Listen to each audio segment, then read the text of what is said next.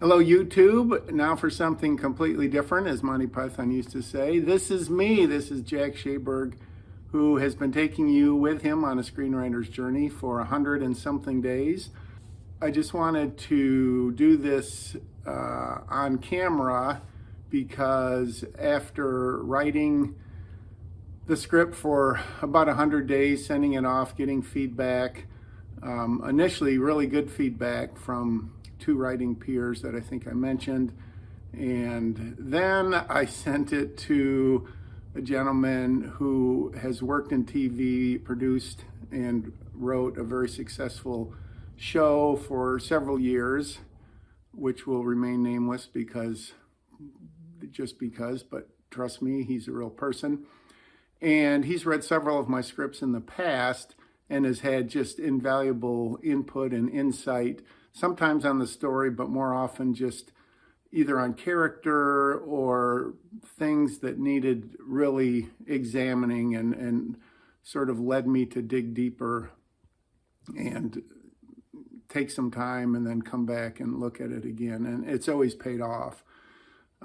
So while I dread sending stuff to him, because it's almost like, well, other people have said it's good, so I don't really want anyone to tell me it's bad. But in retrospect, of course, it's always a great thing to do. And sometimes the truth hurts. And as he says, you know, he's not the be-all, end-all, and he always tells me, feel free to ignore my advice or just take what you think will be helpful. But in this case, it led me to see, because his biggest problems with the script were a lack of believability that this would really happen in terms of Holly basically taking this little girl who turns out to be Lexi and raising her, and et cetera, et cetera. So Holly's motivations, that the fact that Lexi takes the news that Holly delivers to her, you know, on page 9, 10, 11, sort of the inciting incident, and doesn't really totally freak out.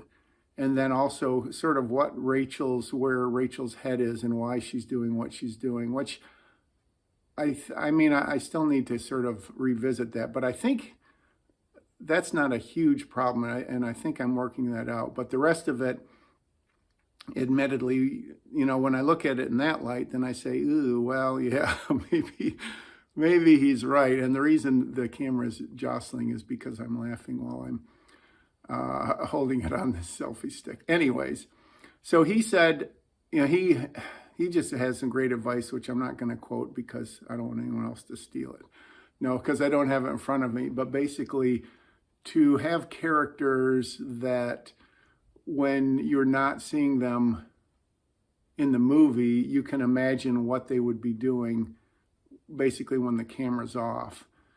And I'm sure I didn't say that exactly right, but hopefully that makes sense. So really a character that is believable in the motives and acts that he or she takes because of what has come before the movie started and what's going to take place after the movie ends.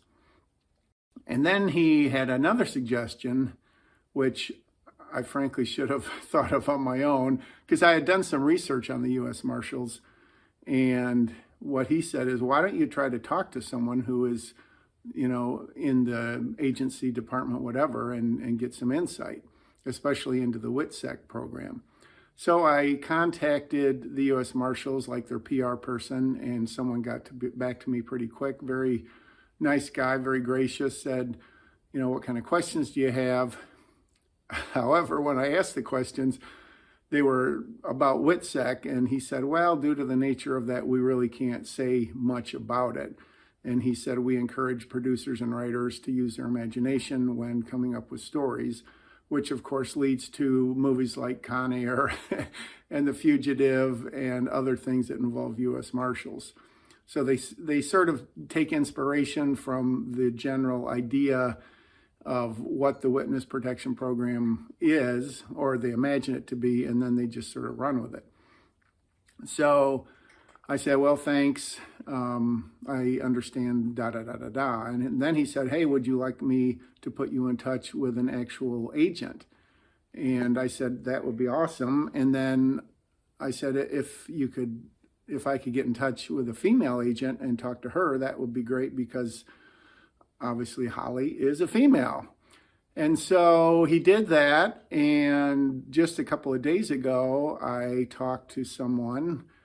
She is not in the WITSEC program. Well, she's not in the program. She's not an agent or a person who deals with that. She said that while it is part of the U.S. Marshals, what they do, it's sort of a separate and not really secret, but people who aren't in it really don't have much knowledge of what goes on for obvious reasons. And so she said, I can't really tell you too much about it. And I said, well, I understand, that's fine. And then we talked about just what she has done and, sort of the career path and why people get into it and that sort of thing. Super nice person, super helpful. But as I told her, I'm not giving you any credit in the movie, which is probably not true. I'll definitely give her a shout out if it ever gets to that point. So I laid out the scenario of Holly taking care of this little girl, blah, blah, blah, blah, blah. I said, what would really happen under those circumstances to this little girl? And she goes, wow, that's a great question. I never thought of that. And I don't know if they would put her probably with the foster family if she had no relatives. And so that got me, and you've seen me writing all these pages of notes, including a few I wrote after talking with her, unless I haven't posted them yet, in which case it'll be maybe the next day, or maybe I'll make it part of today's installment. So it's at the same time, it's very disheartening at the prospect of going and changing maybe the whole story or a good portion of the story. And on the other hand, it's sort of exciting and empowering to think that, hey, as good as I thought this was, and some other people who have read it thought it was, maybe I can make it even better, which obviously is all of our ultimate goals, is make things as good as we can, because we all know how hard it is to get anything sold, let alone actually made, and et cetera, et cetera. So after talking to her, I ran some of my ideas by her, and we kind of brainstormed a little bit. And she said, hey, feel free to reach out with specific questions, which I intend to do.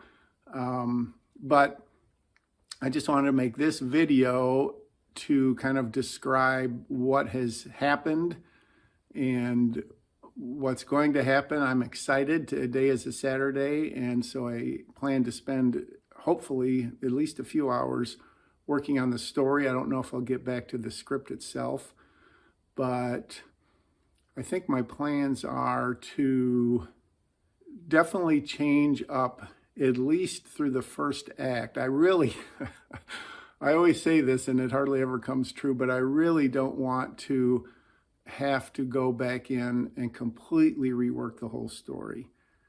So as I've done in previous scripts, I try to make changes and then dovetail as it goes, so I can get to a certain point and then sort of take the existing work and say, okay, now I'm back on track.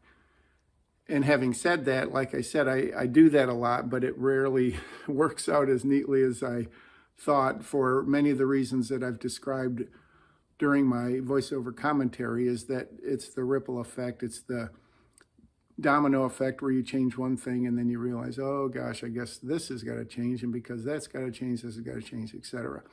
So I have no illusions that I'm going to get to like the end of Act 1 at page 26 or whatever it is and say, oh, all right, I don't have to do anything else for the rest of the script. And maybe, who knows, by the time I get to that point, I'll have a whole different story, and the characters will be acting and reacting differently, the relationships will be different, the conflicts and the drama will be different, and it'll take me into a new direction. I hope it doesn't.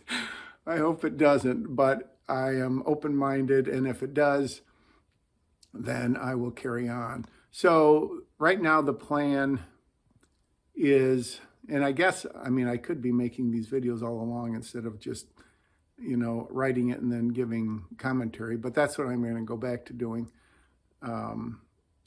So I'm going to change up Holly in the beginning. I'm going to make it so I don't want to give anything away, although I don't know why not. I'm going to still involve her with Lexi when Lexi is little, but the circumstances are going to be somewhat different the way I'm imagining it right now. And she will not raise her, but she will be a part of her life. When I spoke to the agent, or I don't even know, she's a deputy U.S. Marshal. That's one thing I found out taking a little detour from the story, is that when I called her Marshal Hart, that wasn't even, well, I guess she is, I mean, there's only like 93 actual U.S. Marshals, and those are appointed by the president. And for some reason, I sort of knew that, but I didn't really write that into the story, which was kind of a big mistake. So Holly would be a deputy U.S. Marshal. There's like 3,500 of them or something. And I asked this woman I talked to about sort of the career path, and you go from assistant to, or supervisor to assistant something to blah, blah, blah, blah, whatever. As a deputy U.S. Marshal, these are the people that are out in the field and doing what Holly does. I just had her title wrong. Yeah, so that's going to change up. Lexi is going to hopefully get a little more depth to her character due to her upbringing. She's going to be a little more hopefully wounded and vulnerable. That may change Jake a little bit. Maybe Luke, I don't think. Abby, I'm not saying they're just there, but it is, I want to really keep it Holly's story for obvious reasons. And so that's what I'm going to be playing with in the days and weeks, but hopefully not months to come. But I just wanted to take a break from what I've been doing and try this out. By the time I post this and you comment on it, I'm sure I'll be weeks or whatever into the future. But if you think this is any more or less valuable than what has come before and what's coming after, comment in the comments. I still don't think there have been any comments. There haven't been a bunch of people that have watched this, which I totally expected. I'm trying to get the word out to some teachers, instructors of screenwriting, hopefully to pass it along to their classes. Who knows if that's going to bear any fruit.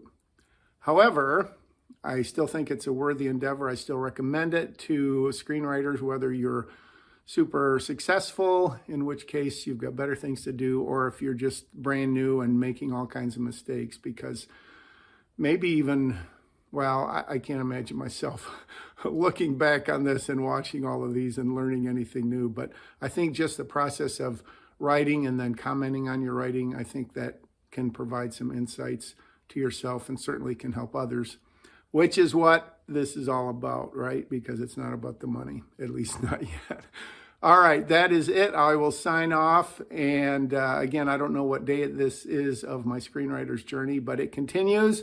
I'm excited about it, and I will talk to you and perhaps see you again down the road. So here we are back in the regular format. Some might say the preferred format, because I don't have to spend all that time in hair and makeup, all 5 seconds. And so it was kind of weird because a lot of that I said on camera, I think I had probably mentioned in the commentaries, because obviously the commentaries were, these last 5 or 6 were, I've done those after having done the video, and so there's probably some repetition there. So I'm saying this too late, but if you want to fast forward through that on camera bit, feel free. Okay, look at that. I just wrote something, and maybe I wrote that yesterday. What if the Rachel character is the hero? In other words, what if this actress that I am envisioning this script for is the one who, if she plays that character?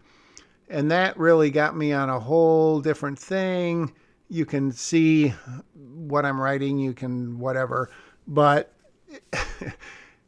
the human mind, inspired by a higher power, whatever you want to call it, and or maybe you think it's not inspired, but where ideas like, game changing, even if they're not for the better, they can still be game changing. Those epiphanies that come, it's always super interesting to me where those come from. And sometimes they come from me sitting in front of the computer and writing, because that's what I did there. I was writing and then just like, oh my gosh, let me flip it on the head. Let me flip the script. What if Holly was the mom and she had to go through all this? Obviously, that would change literally everything.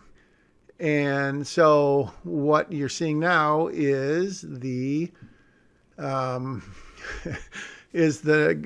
not going to use that word vomit again because I don't like it, but it's just the stream of consciousness. That's the word I'm looking for. As I'm just playing out the first 10, 20 minutes of the movie in my head of how's that going to look? What's it going to do? Do we need to see her in court? Do we need to see that she's pregnant? Do we need to see her giving away her child before the child's born? Well, not literally, but as the child's born. Because in the pilot script, well, actually, it didn't happen until the second episode of, I had mentioned I had written this pilot, and then the second episode started with a flashback of the woman giving birth.